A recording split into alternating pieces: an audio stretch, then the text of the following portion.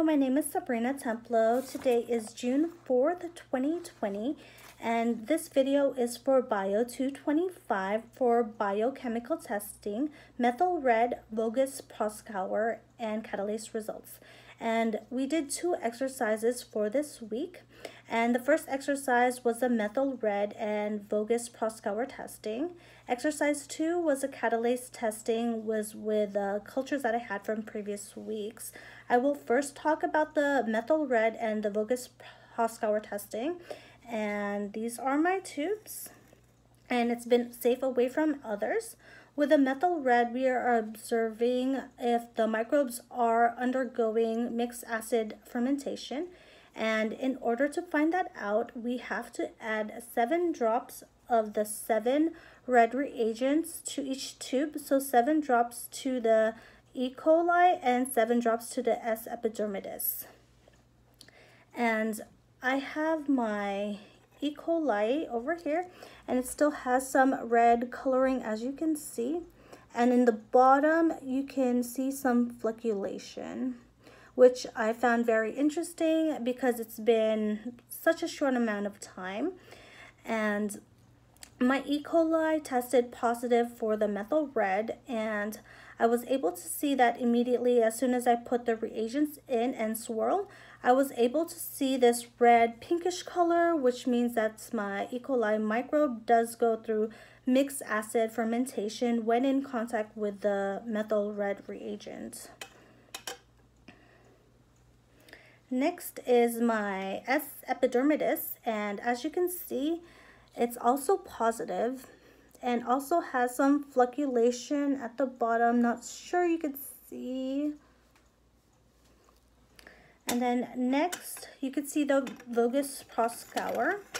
And the Vogues-Proskauer is testing for glucose fermentation, and it was a 2-part test. The first part was the Barrett's A. The Barrett's A reagent, and you put in 12 drops of this and swirl, and 12 drops into E. coli and 12 drops to the S. epidermidis, and then you swirl. And then you do the Barrett's B reagent. You put in 4 drops of this and 4 drops into the E. coli and 4 drops to the S. epidermidis, and you swirl. And you don't want to deprive this of oxygen, so we're giving it oxygen to by swirling it, and then you will let it sit for about 30 minutes. And after 30 minutes, if there is a pink layer on top, it means that it has tested positive. And in this case, for my E. coli and S. epidermidis, my E. coli right over here, it's a little bit different now. It is pinkish now. And then for the S. epidermidis, it did not test positive, which when I dropped the reagent, it made the broth to be cloudy, and then once I put the reagent B, it went back to clear. And once I saw this color, I was already having a feeling that it was going to be a negative result. Next part of the experiment is the second part, was the Catalase testing. And in Catalase testing, we are testing whether or not a particular bacteria, enzyme, bacteria has tested positive with oxygen.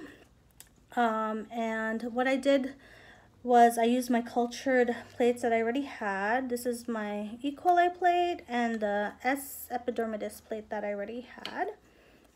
And those were from previous weeks. And I took the colonies from those with a loop and swabbed them and onto the surface of my slides. And from there, I dropped 1 drop of hydrogen peroxide using a pipette. And since oxygen was present, it bubbled and reacted on both.